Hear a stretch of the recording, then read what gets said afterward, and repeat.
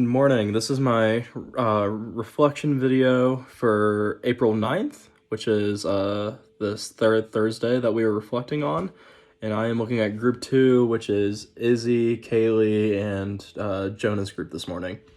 And I'm going to do 1.5 speed again, and I skipped your intro just to save time for the upload. Maybe a little sleepy. That's okay. I hear that. Let's talk about this article. So the main thing I kind of had you go through is find out the main things she's talking about, right? Like, what are these main elements of the hidden curriculum, okay? So what did you find or write down? Or do you have page numbers, or tell me all the things? Or is there anything that anybody wants to talk about before we get started?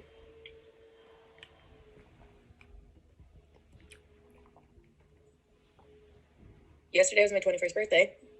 Happy birthday! Happy birthday, Thanks. Kaylee. Did you go to the bars? Just kidding. Stayed in. God, that sucks. I would have been furious. Yeah. And I was ridiculous. Still fun though. I probably look forward to my 21st birthday more than anything.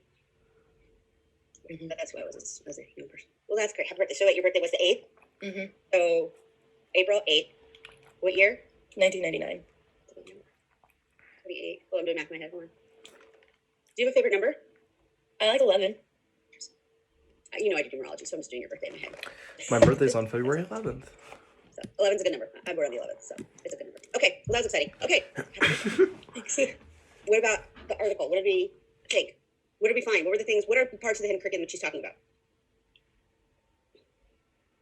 Like learning all the structural things with kind of like how to be in the workforce or be in like society and kind of to get kids ready for the real world. Mm-hmm. It's like what a lot of teachers think nowadays. 22, there's a quote and it says school had to train them for citizenship in larger society, and I feel like that kind of encapsulates the purpose of school in their eyes. Yes. So is she saying, okay, so she also wrote a really good book called, it's about childhood experiences. So she's an anthropologist. It's called Hidden Childhoods, or, oh, she's a big deal. Oh, she's at Colorado Boulder. She's had 42 publications. Dang, that's crazy. Let me see. It was written a long time ago. It was about, I should probably read some of her stuff. She does qualitative. It's called like not the hidden childhood, uneven childhoods. Unequal childhoods. And basically what she did. It's a good book. We read that for sociology. Homes, and about we're different able to childhoods to of tell kids. basically how a kid would be in school based on the way their parents treated them. And so Yep. how school behaviors were essentially It's one of my favorite books. reinforced at home. And so she could see what was happening in each family and could literally be like, oh, and she was able to assess how the way that things were treated at home and the way that things happened in school. I'll give you an example. So Family she talked about this idea. life, She talked about orderliness, schedule, right? And so is she socioeconomic agreeing with class, this? Does she think that this is a good idea? Is she like, yes, what their these are important parents skills? do and Or don't let them what is her role in do, writing this? I think it's types kind of of highlight that structures maybe and we're how the family doing runs their kids life, a disservice in school by trying to only gender and teach them power kind of how to be roles in in their workforce, I guess. family. It reminded me of It rears the child to yeah, think in a in terms certain of it wasn't way, like as philosophical and depressing, sociologically but it was speaking. still that feeling of highlighting something wrong or something that we do in this education system that isn't necessarily the best way to do things, I guess. Well, and also that, like, if these skills are impeding learning, or let me rephrase that, if they're impeding success, Yes. okay, you have no idea, right? We have no idea what goes on in homes. And so whatever's being reinforced at home is what happens in schools. But if they don't have these skills, according to her, right, if they don't have these skills, their likelihood for success is lower. And then when you throw in things like poverty, right, Yep. other barriers to education, it gets worse. Socioeconomic, So if you have accessibility, family with money, technology, stuff like and the that. kids lack this, you hire someone to help, right? That's my job at the moment. Like, I sift through emails, or like, I help kids get there, right? People don't have that resources. Those kids automatically are behind. Does that make sense? So all she's doing is pointing out, right, that there's a big list of things that you're supposed to know how to do to be successful in school that don't actually ever really get taught, right? And that a lot of them are modeled at home. Okay, a lot of them are. So, like, I think of the word orderly, right? What does that seem to you when you think of that? How does that seem to you? When I think of the word orderly, I think it's just very like constricted and organized. So like I feel like you just have to like follow, I don't know, maybe like follow the directions and the rules just to make sure that everything does go in order and like nothing gets messed up. Yes. So like there's a systematic way of doing this. Mm-hmm. Have you ever? So, and I can speak this. I'm not talking crap. The coolest thing about my job is that I get to walk into people's homes and go, oh, everything makes sense now. Because that is their reality. We talk about Montessori, right? Facts. Everything that happens when they're little is their reality. Well, it's all of our realities, right? That we just play out. When you are a teacher and you have, what is it? Uneven childhoods. I don't know if that's the name of it. Unequal childhoods. Sorry, I'm still thinking about that book. Unequal childhoods. There you go. And parents will walk into parent-teacher conferences, and you'll go, oh, because it'll be the parent that can't find the sheet in their backpack, right? Or they brought all these sheets in their stuff. You'll be like, and you're like, oh my god, your child does this every day. that's why the child does it. They don't The know any majority of better. these behaviors are learned at home, okay? Because it's about a way of being and existing. Does that make sense? So two things happen though. Such If you a good book. you can have a hyper-organized parent and a kid that pushes back. That's me, okay? My parents have a very specific and systematic way of doing things, and I drive them bananas because it just doesn't. I don't care. Just don't care. I still get it all done, but I don't care. And or it's a mirror, right? It either mimics it or it pushes it aside. What'll end up happening is a mom will come in, and I'm not trying to generalize or like talk crap, you know that, but very like orderly and composed, and she's ready, and she's going, I just don't understand why they just don't do the work. Like, it's right there. Why don't they just do it? And you're like, yeah, that kid's fighting you. That kid's just trying to push back. So all of these things come back to like what is important to them and how they function. So we talked about things like taking notes. Who feels like they're good at taking notes? Not me. Who taught you how to take notes? Kind of taught myself. I have like, I don't know, it's weird. I developed my own system of taking notes, That's but like it's Same, based off Jonah. of like this AP Psych class I took in high school of like she had us do like the most detailed, in-depth way of taking notes, and then I like definitely don't do that, but I definitely like developed a very unique way of taking notes where like if I've told like other people who I'll give my notes to, I'll be like, you probably do not understand, cannot comprehend what this means at all, but good luck. I hope you can figure it out, kind of thing. mm-hmm. Like organized, but organized in my own way. Perfect. Okay, so let's talk about that really quick. So if you're teaching taking notes, right? Okay, so think about this, right? This is how you do multiplication. We can do it a couple different ways, but it's pretty much how you do it, right? So if I taught you guys how to take notes, but we all did it the same way, that wouldn't benefit everybody, would it? Because it has to help you, right? So what happens is these kinds of skills only work if the person can do it the way they need to do it. Does that make sense? So had I forced you to take notes a certain way, it wouldn't work. Whereas Jonah was taught how to maybe like a template. Yeah, it's very much like a template. And then he did his own thing from there, right? It comes back to even the Montessori, right? Here's some basic structure I'm going to give you. Now you can move in and out of that, right? And so you'll see these kinds of like memes, and I use this as an example, these like memes circulating, that was like, I wish we had learned this. Well, the reason you might have been taught it, but it didn't resonate with you because it wasn't for you, because it didn't make sense to you. I think of things like, who uses planners? Not me. Okay, no, but yes, right? Okay. Well, all of you have gotten to where you are so far if you didn't use a planner. You must be doing something right.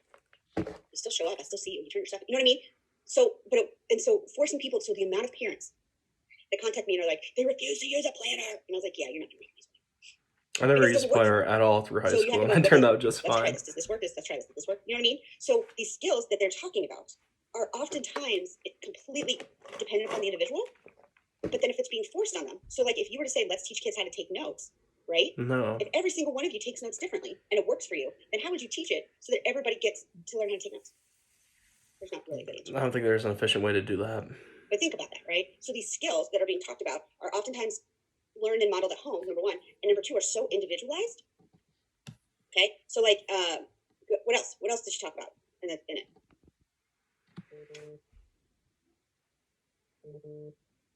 What else? I mean, going off of what Izzy said in the beginning, she definitely got them prepared for like the real life and the workforce, because on page 25, it says classrooms appear to be places where children were expected to do the following: conform to authority, conform to a schedule, and avoid wasting time. Keep busy and I maintain think that's my order. favorite quote Avoid wasting time. in the reading. Let's talk about that. Avoid wasting time. I think that's to do That's a with great quote. I have like arrows next to it. productivity Do you see my arrows? complex Are my arrows on in yours? Or is it just people and It's just highlighted. what we emphasize on So I students. actually read this book in I read this article in one of my classes. We kind of rear children in schools This is so to important. have a complex productivity. Okay. And when they're not doing work, then they are wasting time. Avoid wasting time. Keep busy and maintain In the school order. context. Because they're not like that If you were busy, 24/7. Does that mean you were learning? No. Kids learn really quick how to look busy. You all know how to look busy. I know how to look Doesn't mean busy. you're So again, it comes back to like, what is our intent, right? So when I see this, can you see this in your head? Do you see this classroom? What she's talking about? What does it look like?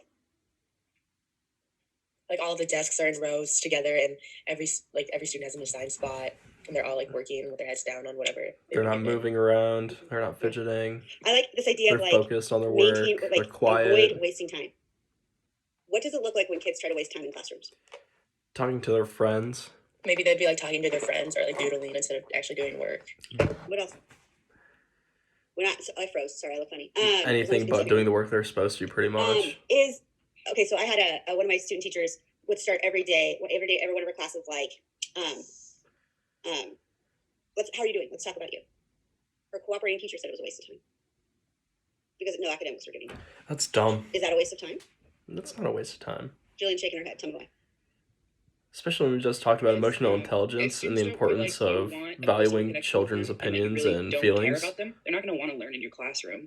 Yeah. I mean, if you don't have a good and relationship you want to care about them. It's half the reason why you should be a teacher. It's half the reason I want to be a teacher, you're at just least. A straight up mean person. They're not going to want to learn from you because why would they? I mean, if I walked into a classroom where I know the teacher really doesn't care about me, the only thing they want to do is do this half-ass, I don't know, like lesson over something. Because really, if you're the type of person that doesn't care about your students, you're probably not a good teacher. Yeah. And so with tutoring, I always am like, okay, I call it clearing clouds, right? So in order for us to be able to think, we have to get rid of all the other stuff that's in our way, right? So I always talk about with the kids, I'm like, sometimes there's some kids, we do breathing exercises and we do grounding and we do all kinds of stuff, or just kind of getting everybody, anything that's kind of on you, like weighing you down, trying to get it out of the way before learning, before you can learn things. It's an actual thing. I like doing warm-ups like that in class. That's one of my favorite things to do, just get to know students and relax and get to know your teacher and just prepare. One of my favorite things that one of my favorite teachers did it was a math class, and I hate math, and the teacher would put up a different question every day for us to answer, and it was almost like participation points, but it was still a great icebreaker to start off. It'd be like, what is your favorite after school snack, or what is your spirit animal, or just these random questions that try to make you think. And he has a conversation with the whole class for 5 minutes before you even do work. It was just really relaxing, and in my opinion, it just made him a really cool teacher in my eyes, that he's a person too and he cares about us, and just seeing what kind of person he is a really cool thing. Getting to know your teachers makes you more comfortable in that sense, so I don't think that openers like that are a waste of time. And the systematic and orderly process of doing things all the time is not necessary. If you have a lot to get through in one day, I could see why you'd want order and systematics in your classroom, but it'd only be temporary, and I think students would be okay with that, especially if they trust you. But somebody might say that's wasting time because they're not doing academics. And so what's important to look at all of these things, right? Conform to authority, conform to a schedule, avoid. So are all totally subjective. Totally subjective, right? Think about Montessori. What did Montessori say to this? Would she like it? What do you mean? Would she Would she agree that this is what classroom should be? Work all the time, productive all the time? Conform to authority, conform to a schedule, avoid wasting time, keep busy, maintain order. I don't think so. Well, her big thing would be probably the schedule. Because what she would say is kids have their own schedule. That we force them to do different things. Because it's she preparing would them for the real world, and real world allows schedule. That's when things get hard. That would make sense. You know what I mean? So all of those things are subjective. How the schedule looks probably wouldn't matter because it would be an individualized sense, but really just blending in with what authority, so I guess parents, teachers, anything that is an authority figure, just kind of going with the flow, doing whatever they want you to do. Good. What if they want you to do bad things? What if they want you to do something that goes completely against what's good for you? So Jonah takes really good notes, right? Well, he has something that works for him. I know that. Yeah. And I showed up and I said, Jonah, you're not stuck. You're going to do notes tomorrow. And you're like, but mine work. Look how good I am. And I said, no, that's not what I want. I want it to look like this. It's the only way you're going to get points. You have to do it my way. But we do that to kids all the time. That's effed up. I hate when teachers do that. I had many teachers in high school that did that. Elementary school kids by making them, but I think we're moving past that. I think we're doing that. Because not every learner learns the Teaching in same. high school, right? So a good example could be audio. They don't have to take notes the same. They need to do what's best for them. And says, I really love reading. And you're like, yes, kid loves reading. They're like, well, I listen to them on audio. And then you're like, oh, well, that's not reading. Or is it? Do you see? So then if a teacher shows up and says, this is the only way it works, then we deny their way of doing things for the sake of. And they're gonna have to conform to that, and then they all of these won't are so learn nuanced like everyone else. and I think that's her whole argument, right? Is there's these list of things that kids are supposed to be good at. Not even kids, you guys, right? You guys are supposed to, like, I guarantee there are professors out there that are like, well, you're in college, you should have this figured out by now. Yeah, nobody does. Okay, but that there are these things that you're like, well, this is the way it works, and how do you not have this not figured out yet? But you got here, like you're here, right? You graduated high school, you did the steps to get here. Clearly, you know what's going on, right? But if it's not, there's these lists of rules, and when those rules, oh, did you have something to say, Sydney? Are you sure? Yeah, no, I'm good. Okay. That takes away. Oh my God, my phone is blowing up. It takes away. What's the whole point then? What's the whole point of learning, or what's the whole point of school? Because according to this, and this was written 78, right? So this is after Foucault. What we read of Foucault. This is after Freire, way after Dewey, way after Montessori. Okay. But then before Tyvek and Tobin, right? So we have all this information that tells us these things, you know. And I don't know if there's a way to fix it. As much as you just have to be highly aware of it, and highly aware that it is all. Is there any of these things that you read that you were like, yeah, they should know that? It's okay, I won't judge you. There any part of you sometimes that you read that you're like, well, they need to know that stuff. That's what school is. They have to figure this out, or else it's not going to work. I think like just it's a commonality in schools to conform to the stereotypical structure and system of doing things, just because like it's been seen to be not efficient, but like socially acceptable with like the way that like society wants it to be and the way that adults want it to be. And I think that like it prepares children best in that sense to have structure, because then they'll have structure in the future, or like I guess like a specific like sense of like structure or specific like type of system like we have in schools and what they're describing in the article. But we see as students that doesn't always work all the time, and I think that's what we're trying to get out of the reading. I don't personally align with this, but I mean, I could see why teachers conform to a style of teaching like this. It's okay, because that's been taught to you this whole time. There's nothing wrong with that. I mean, there's still sometimes that I get frustrated about certain things too, and then I have to realize, what's our goal? Like, what is our ultimate goal? Like, even with you guys, what is my goal for you guys? What is maybe not my goal? What is Prepare students for the real in my opinion, world. it's That's not my goal. making sure that every, T is dotted and that's wrong, dot T's. Every T is crossed and I is dotted. It's that you guys have a stronger sense of who you are going to be as teachers, right? And what that means to you, and that you see all these things. And so I think about things like time management. Think about tardies. Stop about tardies. Who got in trouble for tardies in school? I got in trouble for tardies. Okay, how was like? Did you tell me why? If it's your personal interest. I was always late Hanging for out with school. I friends. did not want to wake up in the morning. I worked a lot in high school, so and I had like sports practices and stuff, and I really like to sleep, so I did not get up in the mornings. Sometimes Yeah, it was so sleep. Sometimes it was hanging out with Don't friends in the middle of the day. I always had like my things in the gym locker room, and it was literally like traveling between classes that I would either like get caught up talking to friends, or I would forget like some homework, so I'd have to go all the way back to the locker room to go get it. Or like, there's so many things that I'd be tardy for. I remember it was the last quarter of high school. Like I would consistently sleep in my APUS, which is my first class of the day, because I'd work the night before and then I'd have cross country practice in the morning. Yeah. So I'd be dead. Oh. I'd apologize every single time, but I would literally just sleep like. Why do we? Okay, thank you both for sharing. I was definitely afraid of getting in trouble, so I was the one that rolled in at like 8:59, 2 seconds left. To this day, my senior year. I still feel guilty about this. So my senior year, we would leave for lunch. There was a Kentucky Hut down the road. Kentucky Fried Chicken, Taco Bell, and pizza all in one place. Kentucky Hut. And so it was quite the thrill as a senior to leave for 25 minutes just to go get your bean burrito that took forever. Well, and if you're able to, I feel like that's another big thing that you learn from your parents, that like children are reared to understand too, is timeliness. I know like growing up, like my parents are like usually like pretty early to things, and just like by habit, like I'm stressed if I'm not early to things now, so it's kind of interesting. Dropped off, and I ran inside, and I was late. And I think it was one of the first times I was like legit late. And my teacher looked. I walked in, her face changed. She goes, "Oh my God, is everything okay?" She's like, "Can I get anything for you? Do you need help?" And I could have died because I felt so guilty. Right? And so we have to think about, why do we care about? And I'm just using this as an example of like the time on task, right, or time management. Why do we care about tardies as a teacher? Like if Order we're and tardy or if our structure. students are If your students are tardy, why is it problematic?